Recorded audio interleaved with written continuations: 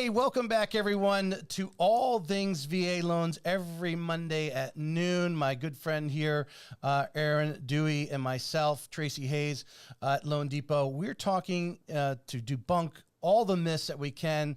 So this is going to last a long time about the VA loans. We try to keep this one show to 30 minutes, and we're going to talk about a few things that are commonly brought up by our real estate agents. So one of our top military relocation professionals in Northeast Florida, Elaine Morgin.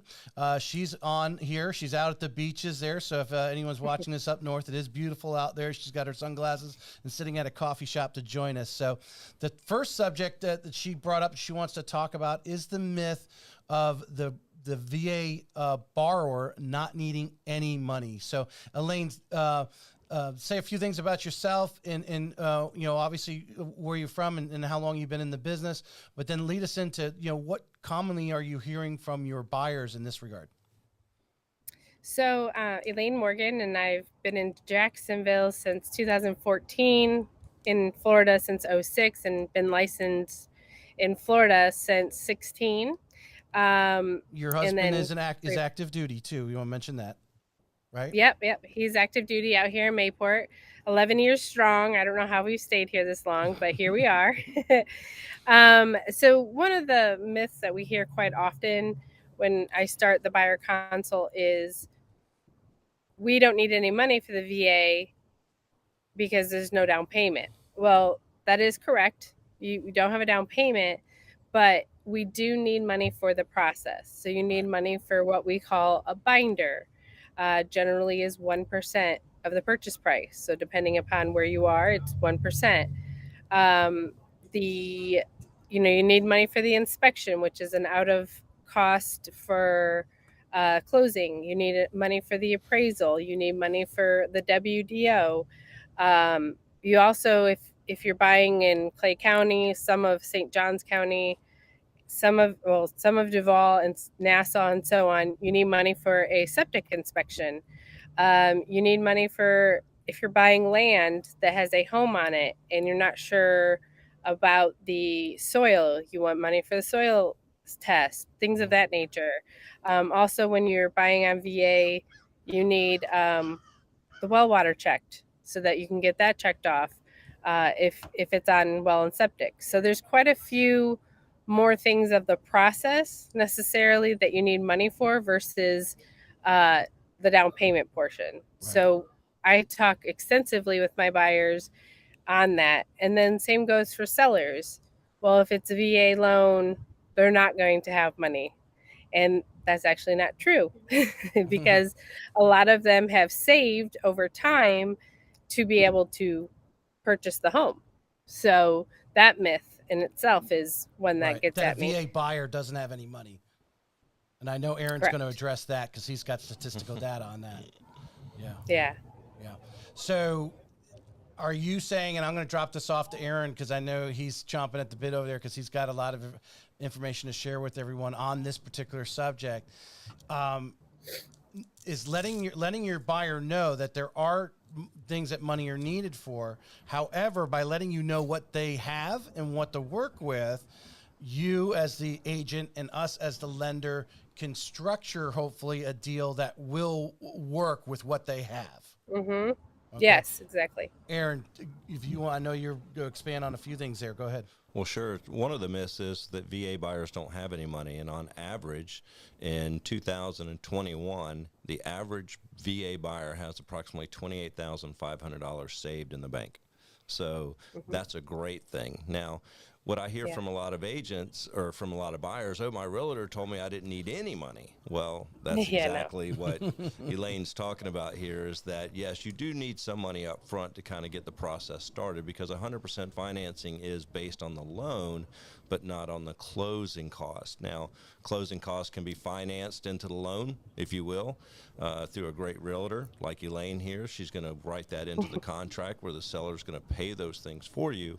But you are going to have some upfront cost. The great thing about upfront cost is that many of them can also be reimbursed to you at closing when you have receipts and it's written into the contract. Today, not needing money at closing, There are down payment assistant programs through Hometown Heroes and programs like that. But again, you're going to have money that you're going to pay up front, but then it's going to be reimbursed to you at closing. So there is some monies that are going to be needed up front to kind of get the ball started. Mm-hmm.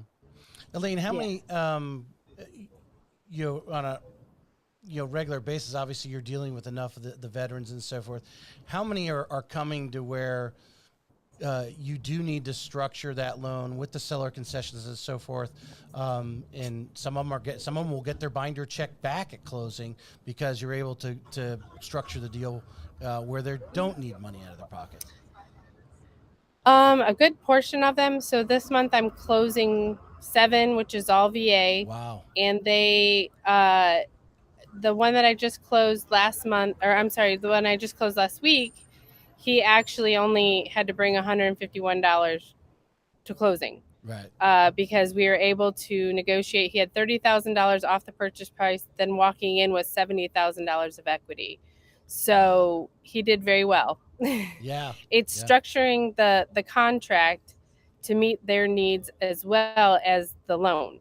So what that means is he was getting ready to retire. So when you're in that position, you would rather save what you have in your bank versus put it all out for closing, that's why we have the VA loan for that potential.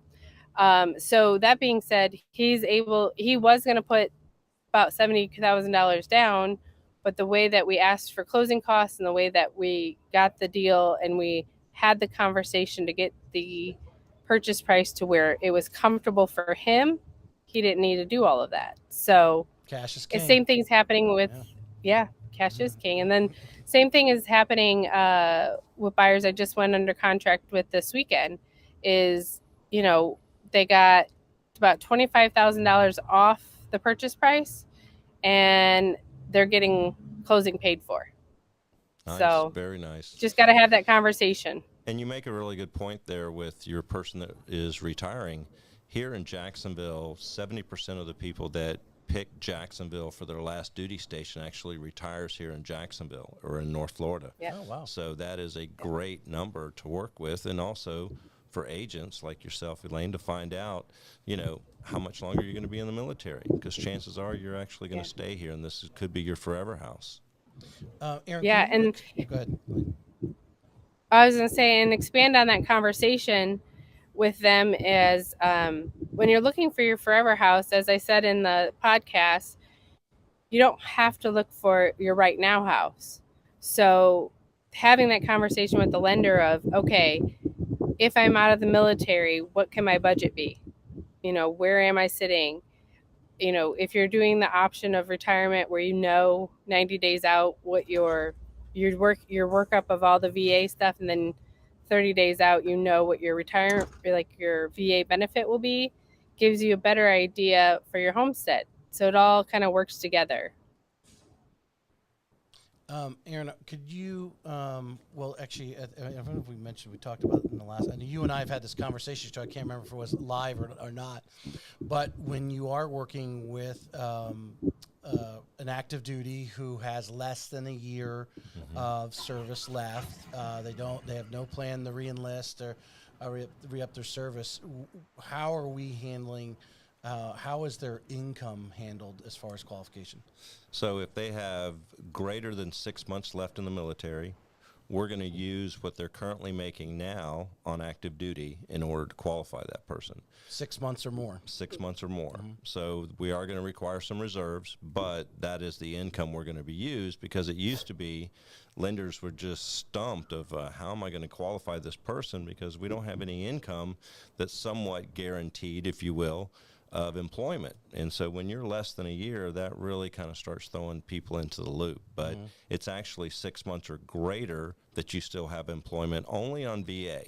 Only on VA. Right. Now, if you're less than 6 months, you can do exactly what Elaine was talking about, is find out what your projected retirement pay is going to be. And we have ways here that I've done several times for veterans that weren't able to get approved through other lenders, by using that projected retirement income in order to qualify them, in order for them to get their home. And then, go ahead, Elaine. And if some folks are going into a GS position immediately after, if they have a letter of intent with the amount that they are projected to be paid, has also worked for us as well. Absolutely. So basically, having their offer letter With no executed. contingencies. Yeah. With no contingencies. Mm-hmm. It's just those are far and few between, unless they're in the same field in the military or what they're going into, such as an aircraft maintenance person going into the aircraft maintenance business with Delta or American Airlines at the airport. So, Mm-hmm. they definitely want you in the same field for something like that. But yes, those do happen. Another way to work, and that's just having those knowledge of the experience of those things being able to work. And Elaine, this one here I've never personally used. I'm curious, and if Aaron will explain it. Is obviously the VA has seller concessions to 4%, but also the seller can incentivize by paying down some debts of the buyer as well. And I'm going to have Aaron explain it for anyone listening. And I'm wondering if you've ever actually used this particular situation, Aaron. So in VA financing, you can have the seller pay up to 4% towards closing costs and prepaids, which include points and things like that. There's also another piece out there that is another additional 4% that the seller can pay for that can be used towards a Visa gift card for 4% as an inducement to buy my home versus somebody else's to a VA veteran. Or literally they can use some of that money to pay down debt. Now, not all sellers, depending on the type of market you're in, is going to want to just write over a check for 4%, right? But what I have been able to do with sellers before is help a person get qualified that normally wouldn't be able to qualify for the sales price of the home. So we're still able to offer full price of the home instead of them discounting the home, and give them a little bit of a credit to maybe pay a car payment down to 10 months in order for that person to qualify for that home. Because if it's 10 months or less on an installment loan, I don't have to count the debt. Or a credit card, we would have to pay the whole credit card off. So many times you're able to use those type of opportunities to be able to enhance an opportunity for a buyer to be able to buy a home using their VA eligibility.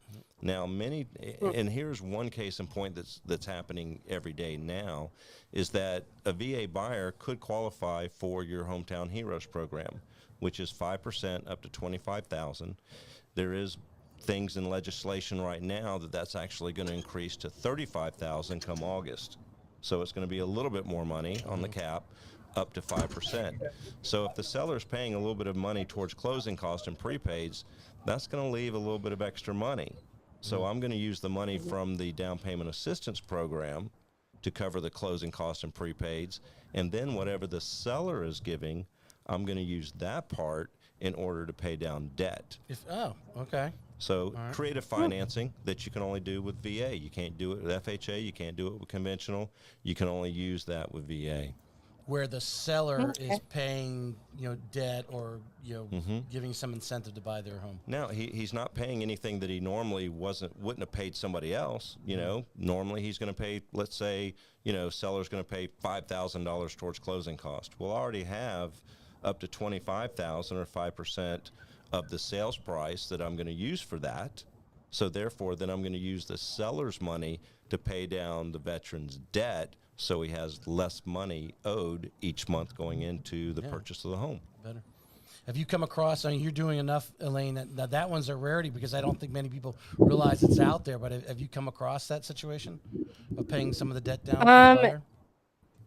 No, usually those situations I come into is where I have the seller and they have debt that they need to pay and they're going with their other VA. So we're paying that debt at closing out of the net proceeds. Or we're like, we just get the list and it's like, okay, if this is going to be gone, you can get your loan approval and we'll close in 2 days on your next house. So that's how kind of I fluctuate it. I feel like sometimes if a seller is, and this has nothing to do with anybody in particular, but I feel like sometimes if you give too much information of the seller, like, hey, we need this for them to buy this and this credit and that credit, it leaves a weird taste in the seller's mouth. So they feel like they're not getting a big enough bang for their buck. So I kind of, though I know that option is there and it can be used, I kind of like hold tight to that information. And when we need it, we would use it type Yeah. deal. Aaron, in the Hometown Heroes, the now 25,000 today, they can't use the actual. That has to be used only for down payment and covering any cost related to the purchase. That is correct. So only closing costs, prepaids, or whatever money is left that you didn't use would be towards the principal reduction, the balance of the loan. So by getting some seller concessions and having that, you could technically take those seller concessions and pay a credit card off or whatever Absolutely. it may be to utilize without really actually saying anything to the seller in that situation, because you're just asking to them it's seller concessions. Right. It's the same number, and they're going to net the same number as what they started with. Yeah, we're out at the beach. Sorry. I thought that was an airplane sound of freedom going by. Yeah. That's what I was afraid of. I was like looking at the time. I was like, hopefully no one's flying right now. So to sum up our first half of the show and our first Mythbuster, and I think that they get a lot of that myth comes, Elaine, that they don't need any money at all, comes from the fact that the real estate agent before, got the seller concessions and got everything covered, that they didn't show up with any money, and they didn't even realize or remember that that's what actually happened. The seller gave them concessions to pay the cost. So then they come to show up. And a lot of it, sorry to interrupt, but a lot of it comes from lack of education from past. But it's time. They're not doing it every day like us and understanding from that. So it's a bottom line, realtors and our mortgage people, we need to be educating the VA buyer that there are costs.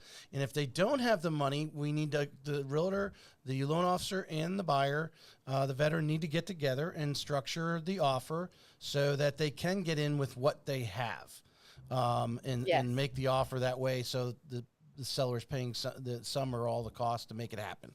All right. So that's one, and that's a common one. That is very common. What else do we have on the docket? I would like to bring this up because I think it's super important, and I don't know that a lot of people know about this. One myth is that they can't buy right now because they're afraid that they're going to get picked up and they won't be here for the 2 years for the capital gains. Well, there's actually a federal law, and I can pull it up and send it all to you, that basically, as long as you have orders, and let's say you move in just a year and a half and you've owned that home, the capital gains is actually frozen for you as long as you show proof of orders that you moved out of state and you can sell your home and not incur capital gains. Sounds like a common sense VA benefit to me, Aaron. Absolutely. There's two pieces to that. So yes, there is the freeze order, when I get orders to relocate, but also people don't really understand capital gains and how it works. You have to make on a sale of a property, you have to make over, I think it's like $275,000 as an individual 250 filing. 250 is an and then 500, 550, something like that for a joint. And so chances of you being located somewhere for a year and a half or 2 years, you're not going to gain that much typically from that sale of the home. Right. So you're safe, but trust me, that being in there with your orders is huge because there's no questions about it whatsoever. Right. Yeah, and I had four listings last year that had to use it. Wow. So they bought in 21, and then they're like, we got to go. Right. And so it's interesting about the capital gains in all home purchases and so forth. Of course, you're only allowed to do it every 2 years, but you have that 250 or 500 joint. For some reason, that never gets. Someone doesn't read the fine print. Sorry. Yeah, someone they all want to talk about capital gains, but then they didn't read the next line. It Right. says you're exempt for $500,000. Is like you said, like in 2 years, the chances of you making $500,000 on the home, you'd have to do a lot of repairs and add a lot of additions on, but that'd be quite a bit in that case, unless Grandpa gave you the property paid for and it was already worth that, type of thing. All right. So that's a good one, capital gains. We got a few minutes left. Anything else we want to cover today? Who's got one up their sleeve? I would say the appraisal always comes up that I hear, that my appraisal came Yeah, in I was low. just reading. And there's a way with VA more so than conventional than an FHA. You can, my brain went blank. You can go in and challenge the appraised value. Now, your appraiser or the underwriter can actually underwrite and give you $5,000 max.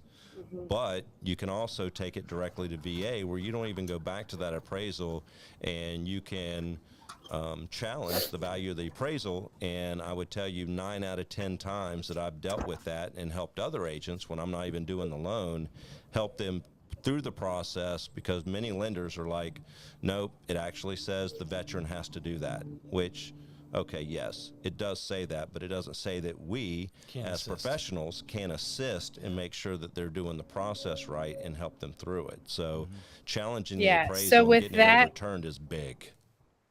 yeah, with that, Aaron, the agent can actually send the contract to the VA, though that they have it to show proof that they are the agent. So I've dealt with that as well. One also thing is sellers need to know is that as of October 2020, we don't really, as VA buyers, we kind of lost on this, but we've kind of gained on it. But going into Tidewater, if it's below, the appraisal doesn't stay on that home. So making sure that people know that the appraisal goes with the buyer versus staying on the home now is kind of hard, but making sure the lender understands that aspect too. So, Elaine, address that, because I think you and I might have talked about it, or if we were talking about it last week. The appraisal going with the buyer. So, do you have sellers, or like, well, if I get a VA appraisal and it comes in low and it doesn't work out, and the next buyer's a VA, I'm stuck with the value that they originally got maybe 30 days ago? Is that their No, so it concern? walks. Yeah, a lot of them are. Because they had, FHA still stays on the home for 6 months and gets a tag, but VA does not. And so I feel like they did that to help VA buyers during the craziness, but it kind of one and the same, because back then, if it went with the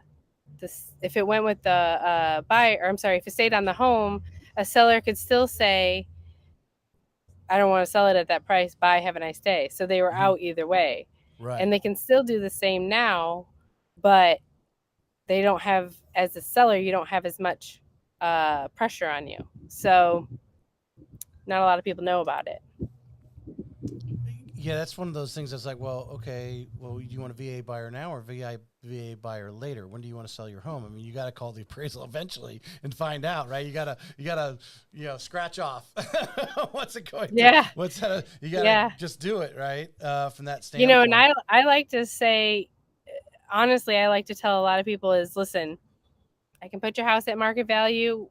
The market can tell us what it's going to be. Same with buyers. Like, we can try our hardest and get what you want. We can do, but the man that walks on water not only is Jesus, but an appraiser, and we can't do anything about what they say. When you're dealing from an agent side, and again on the subject of the appraisal, and I assume you've had this happen when you're dealing with a non-veteran, or even there's probably veterans that obviously might even have this situation like, oh, we don't want to go VA because I don't think the house is up to speed in any way, shape, or form. How do you handle that? What do you say? It's not 1986. People assume that you have to have a VA inspection. They assume that you have to have somebody that comes from the VA to do their home, inspect their home. Long ago, when my parents started, there was those people. You had VA inspectors that got certified by the VA, and they had to go through the home and do all of that stuff. Anymore, here in the state of Florida, the only thing you need is a clear WDO. And so no wood rot, no termites, no powder post beetles. So as a agent, I already take that headache out of my seller's mind, and we just have one done prior. So there's no real nothing to worry about at that point. Everyone's like, well, the windows won't pass VA. VA don't care about the windows. They don't care about the windows.